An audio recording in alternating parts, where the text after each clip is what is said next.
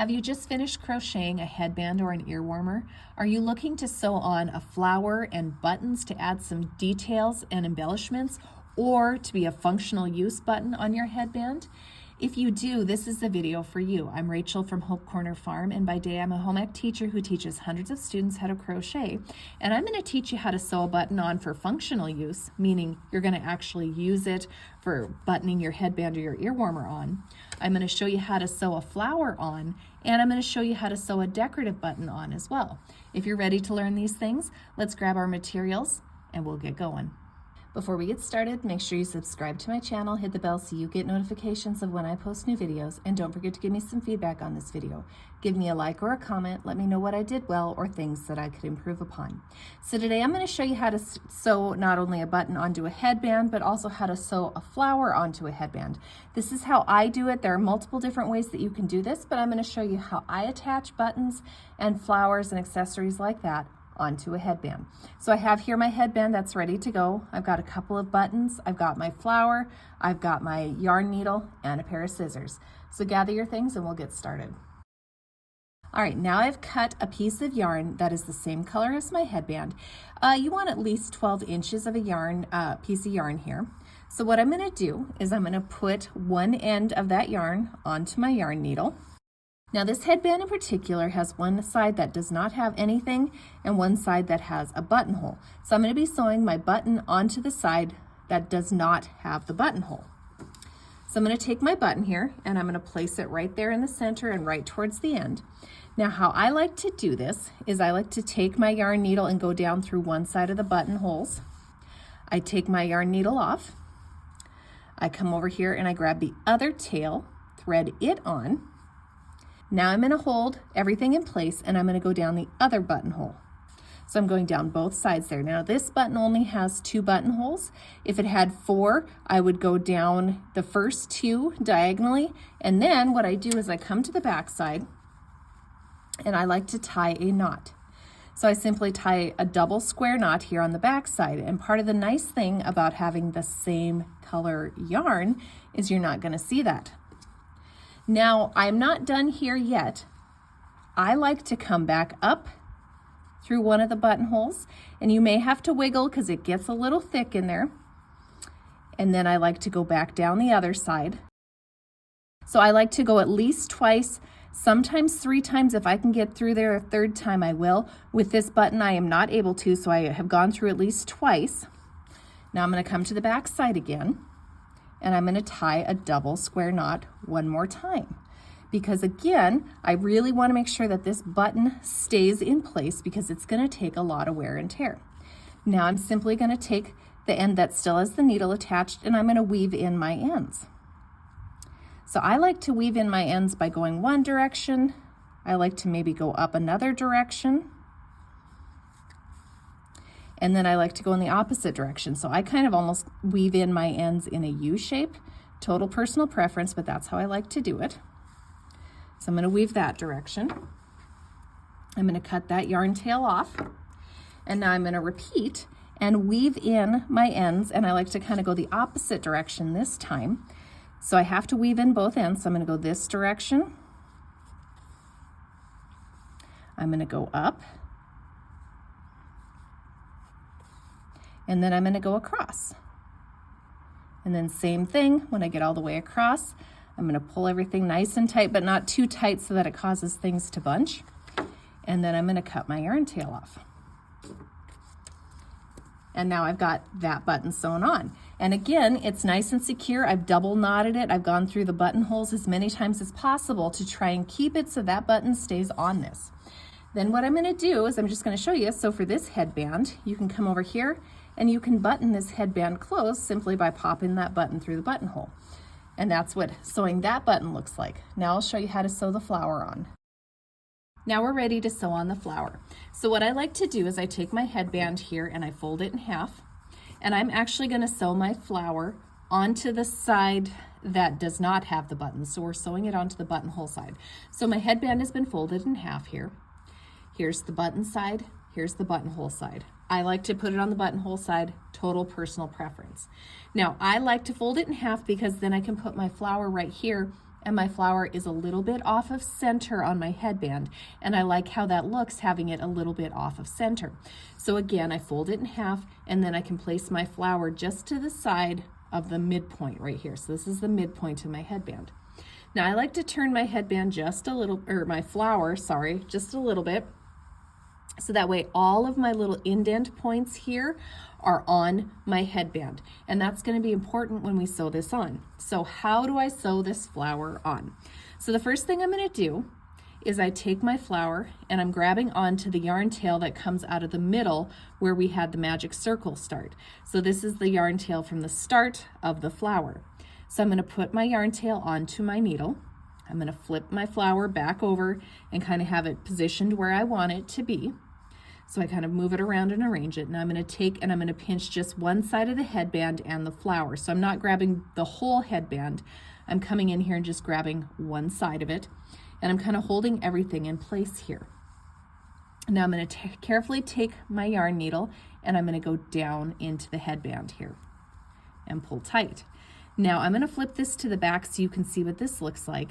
I want to take a tiny, tiny stitch here on the back side, enough that I'm catching part of the headband, but that hopefully you won't see much of this tan yarn on the back side here. I would really like to hide it as much as I can. So I come over here, I move just a little bit to where I'm making sure I'm catching part of the headband, and I'm going to carefully start pushing up. Now I say carefully because then I flip it back to this side and I want to rearrange my needle so it comes up into these little spots right here where you worked all of the stitches for the petal. So these are each of the petals, like kind of the origin spots. So I like to come up in those spots. I carefully pull tight. Now I go over this bar and down into the next spot. Pull it carefully tight. Again, I'm going to try and take a tiny stitch on the back side before coming back up. And again, I want to be in this little hole spot right here where my needle is currently. Pull tight, go over this bar, down into the next. Pull tight, come back here. Notice, because I'm taking such small stitches here, that you can't see them on this back side, and that's what I want. I don't want to see much of this tan at all on the back side. So again, I'm going to take another small stitch, making sure to catch part of the headband, but hopefully will still be hidden. Come back here, adjust it so it comes up in that hole. Pull tight, go over to the next space, and I'm going to continue around until I get back to that first space.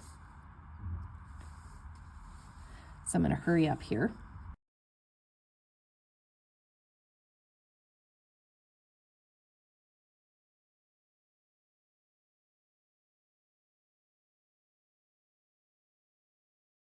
So now I'm back to the very first space and I'm going to go down here,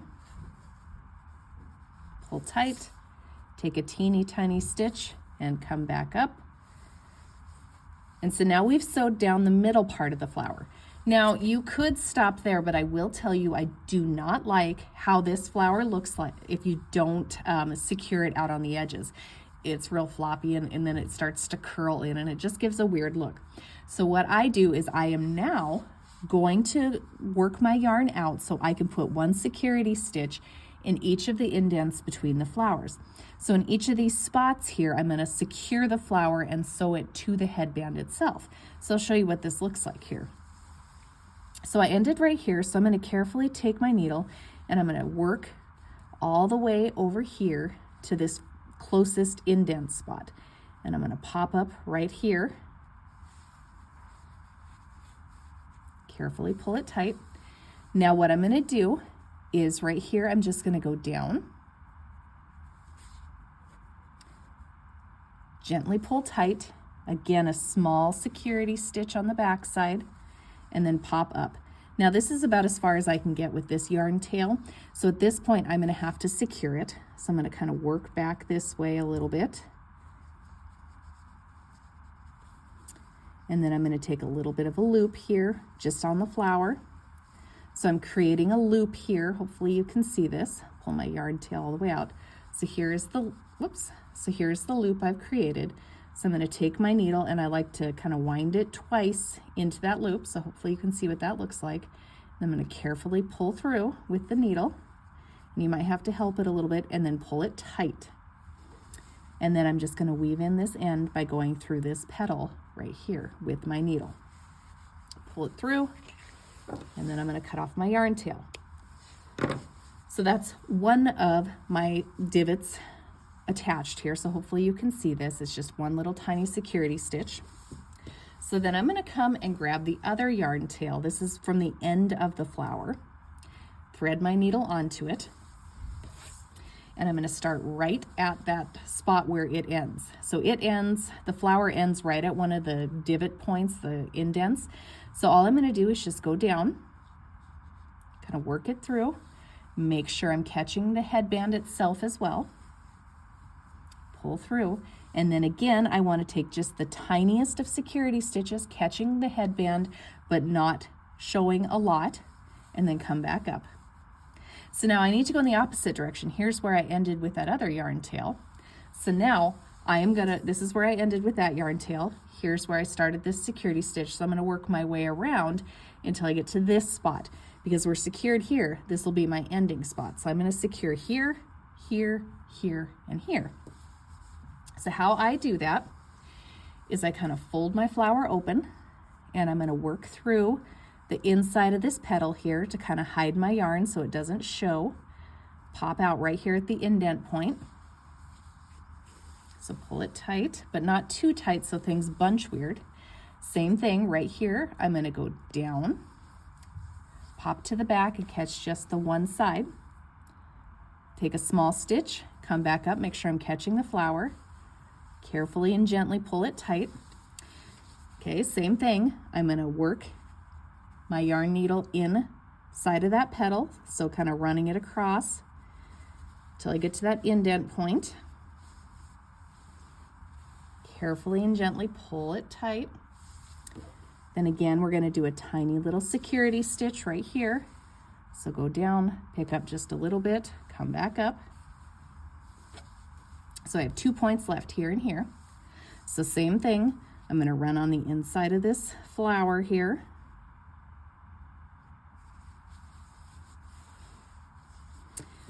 Pop out at the indent point, carefully go down, make sure I'm catching the headband here, pop back up,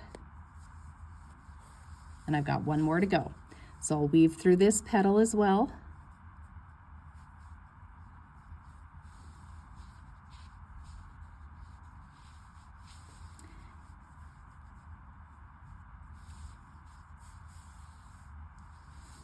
And then we'll put our final fastening stitch right here in this divot point right here. Same thing, come down to the back side, pick up the headband, do a small stitch, pop back up. And then, just like the other one, I'm going to kind of work my way back this way inside of the flower only. I'm going to create a loop. So I do that by just picking up a tiny piece of the flower, working my needle kind of through like this. Now I've got my loop. I wind it twice around my needle, and then I'm going to carefully and gently pull it tight. And then I'm going to weave in my ends. And again, I like to do that just by running again on the insides of these petals here and across, just like that. Then I'm going to cut that yarn tail off. So now you can see this flower does not flop around. It's a little more secure. It's going to lay a lot nicer on your head just by putting little security stitches at each of the indent spots on that flower. Now we're ready to put the button on this flower. So the final step for this headband, or how I secure this button and the flower on, is I'm going to grab my button here, and I like to put a button right in the middle of my flower. It doesn't matter what kind of flower headband I am doing. If I'm putting a flower embellishment like this onto my headband, I like to put a button in the middle. I just think it makes it look a little bit nicer. You could totally leave it like this and not put a button in there. I think that's still a good look, but I just like the look of a button in the middle just a little bit better.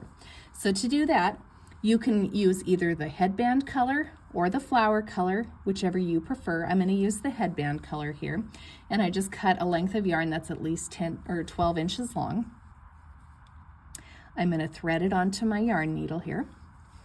And then I like to pinch everything in place, and I kind of like to hold my button in place with my index and my thumb are kind of holding it right in the center of this flower. Notice I'm grabbing on with these 3 fingers on the back side, kind of keeping everything secure. Now, just like the other button, what I'm going to do is I'm going to work down one of the buttonholes. Kind of weave, kind of wiggle sometimes, you have to do that. Pull through, take my yarn needle off. Now I'm going to thread it onto the other side of the yarn, go down the other side into the other buttonhole, and work my way down. Now again, I chose buttons that just have 2 buttonholes. If I was working 4, I would just make an X, so I'd go corner to corner, corner to corner. So now that I've got both of my ends on this side, just like with the other button, I like to tie a double square knot here. So 1 and 2. And then if I can get through these buttonholes again, I like to do so. So I'm going to come from the back side, work and pop up through that buttonhole, pull tight, and go down the other side. Now this button doesn't take as much wear and tear as the one on the end, so usually only 2 is what I'm going to do here for this. And again, it might get a little tight, so see how much you can get through there. This button is only going to let me go through it twice. Pull it tight, flip to the back side, tie another double square knot. There's 1 and 2. And then I'm just going to weave in my yarn tails. And just like I did with the first button, I like to go one direction. Then I like to work another direction. And then I like to go back. So I'm kind of making a big U or a C kind of shape here. So I went boop, boop, boop, just like that. Pull it gently tight, cut my yarn tail, and then I'm going to repeat with the other one.